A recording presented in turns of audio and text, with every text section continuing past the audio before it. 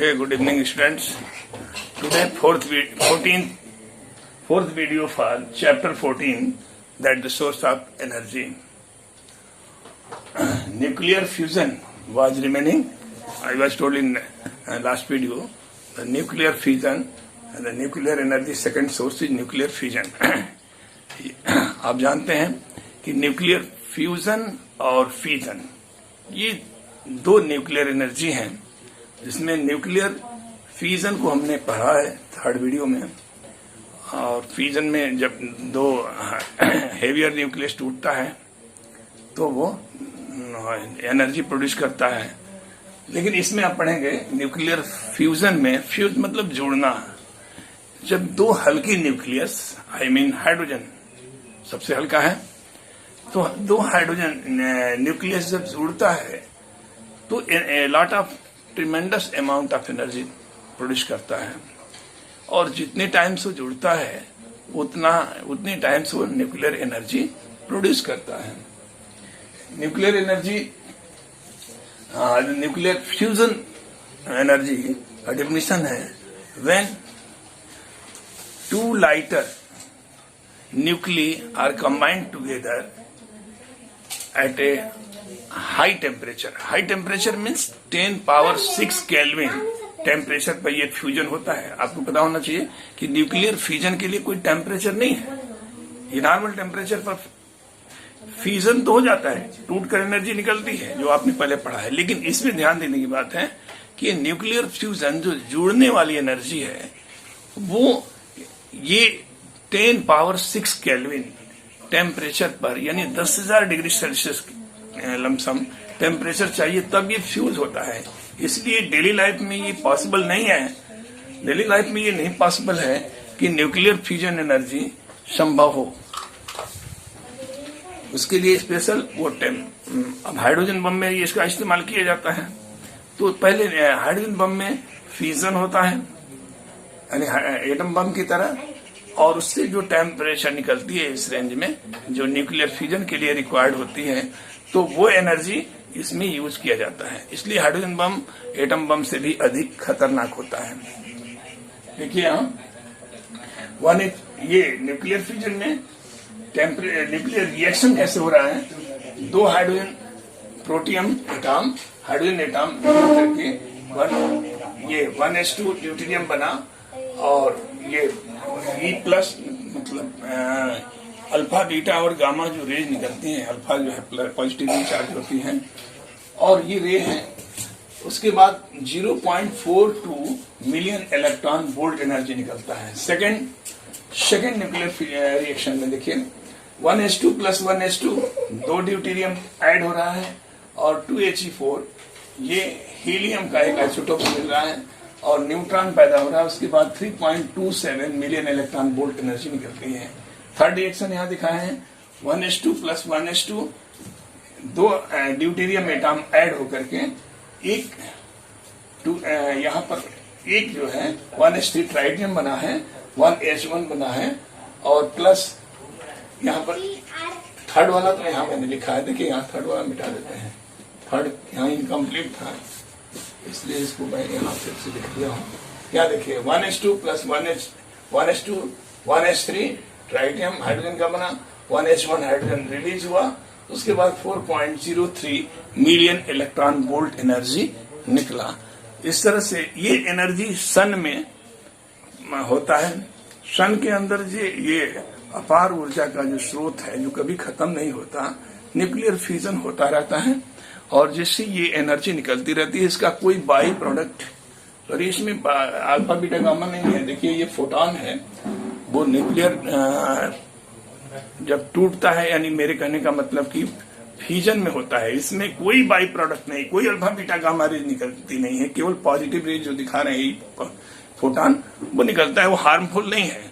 इसलिए जो solar energy है वो free of cost and free of pollution है, और ये एनर्जी में कोई पॉल्यूशन ही नहीं होता है।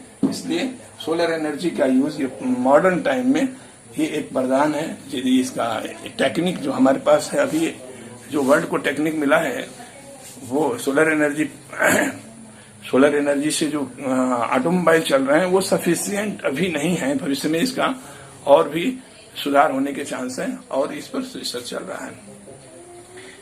ये इस तरह से न्यूक्लियर एनर्जी मैंने आपको बताया कि दो तरह का, फिर से एक बार सुन लीजिए। Nuclear energy 2 types. एक न्यूक्लियर फ्यूजन है जो आपने पहले 3rd वीडियो में पढ़ा था। न्यूक्लियर फ्यूजन मतलब जुड़ना, जो हल्के न्यूक्लियस जब जुड़ जाते हैं तो भी एनर्जी निकलती है, लेकिन इसमें कोई बाई प्रोडक्ट नहीं है। यानी मेरे कहने का मतलब कोई पॉल्यूटिंग गैस नहीं निकलती है, कोई पॉल्यूशन, कोई रेज हार्मफुल नहीं होती है। लेकिन फ्यूजन में होती है अल्फा बीटा गामा, जो हार्मफुल जो एटम बम से निकला था, मैंने इसको बता चुका है। तो ये इसमें नहीं होती है।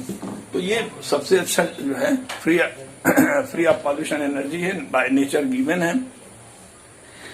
इसके बाद मैंने ये बायोगैस प्लांट को भी इसी में इंक्लूड कर दिया है, वीडियो बहुत छोटा हो जाता। और ये बायोगैस प्लांट को भी इसी के साथ देख लीजिए, इसका स्नैप आप ले सकते हैं। ठीक है, बायोगैस प्लांट देखें। बायोगैस प्लांट एक कंक्रीट चैम्बर होता है और उस चैम्बर के अंतर्गत यहाँ पर दिखाए हैं कि slurry of cow dung plus water, cow dung में वाटर मिलाकर स्लरी बनाई जाती है और इस चैम्बर में, इनलेट चैम्बर में डाला जाता है। इस चैम्बर का कंस्ट्रक्शन इस तरह होता है कि बेस जो है कंक्रीट से होती है, ये सब कंक्रीट की दीवार आपको दिख रही है, इसमें स्लरी यहाँ तक पहुंच जाता है और ये जो बायोगैस जो बनता है उसमें टाइम लगता है। आप आज गैस स्लरी डालेंगे तो आपको कल नहीं मिलेगा गैस। लगभग पिछले 1 महीने पहले जो आपने डाला था वो बायोकेमिकल रिएक्शन जो होता है वो स्लो रिएक्शन है, वो धीरे धीरे होता है और इस तरह से वो पिछले वाला में जो बैक्टीरियाज उसमें है वो उसको डिग्रेड करती हैं और उसमें से गैस जो निकलता है वो टाइम टेकन प्रोसेस है। तो पिछला वाला जो भी आपने डाला है उसमें से निकलता रहता है, आप फिर डालते रहते हैं तो ये कंटिन्यूटी बनी रहती है। पहले शुरू में आपको 1 महीने बाद ही गैस मिलेगी, लेकिन उसके बाद आपको कंटिन्यू मिलती रहेगी क्योंकि आप कंटिन्यूस उसमें स्लरी डाल रहे हैं। तो ये बायोगैस प्लांट एक तरह का बायोमास का एक बहुत अच्छा सोर्स है जो आम गुठलियों के दाम यानी दोनों तरह से लाभदायक है। किस तरह से देखिए, जो बायोमास है, यदि उपले बनाते हैं तो उपले अनकंट्रोल एनर्जी है, जलाते हैं जितनी जरूरत है उतना से अधिक वेस्ट हो जाता है और उसमें पॉल्यूटिंग गैसेज बहुत निकलती हैं। ये बर्तन काले हो जाते हैं, रूम में जो स्मोक्स जो है हार्मफुल स्मोक्स भी फैल जाता है और इस तरह से ये फुली कंट्रोल नहीं है, ये वेस्ट उसमें ज्यादा होता है, लेकिन इसमें फुली कंट्रोल है। आइडियल गैस जो बायोगैस है इसको आप कहीं भी ले आ सकते हैं, पाइप के माध्यम से अपने गैस चूल्हे में ले आ सकते हैं, पेट्रोल में जला सकते हैं। और यह इस गैस से जो वेस्ट काउडंग में क्या होता है, काउडंग के को आप जलाते हैं तो जो आस है वो तो वेस्टलेस हो जाता है, उसमें मैन्यूर रह नहीं जाता है, लेकिन इसमें कुछ भी बर्बाद नहीं होता है। देखिए ये आपने गैस लिया, उसके बाद ये स्लरी जो है यहाँ से पंप होता है, स्विच आपने ऑन किया, ये पंप इस स्लरी को जो पहले यूज हो चुका है उस स्लरी को इसमें बाहर निकाल देता है। जब टैंक भर जाता है तो आप टैंक को खाली करके उसको स्लरी निकाल लेते हैं और स्लरी ये वेरी गुड मैन्यूर होता है, 1 नंबर का खाद जो मैन्यूर जो है आप अपने प्लांटेशन में, खेती में, फार्मिंग में डाल सकते हैं। तो इसमें कुछ भी बर्बाद नहीं हुआ और वेस्ट नहीं हुआ, इसलिए कि सारा एनर्जी जो बायोगैस के रूप में है वो फुली कंट्रोल्ड है, आइडियल गैस है और उसको आपने यूज किया। बायोगैस का जो कंपोनेंट है, मेजर कंपोनेंट, उसमें मीथेन होता है।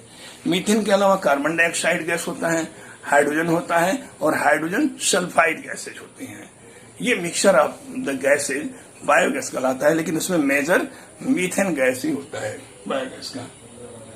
ओके स्टूडेंट्स, आशा है आपको समझ में आया होगा, क्योंकि मैंने हिंदी बोला है इसको और ही बड़ा यूजफुल है, इसलिए इसको सबको जानना भी जरूरी है, not only for examination, for knowledge, for your daily use. Okay, thank you.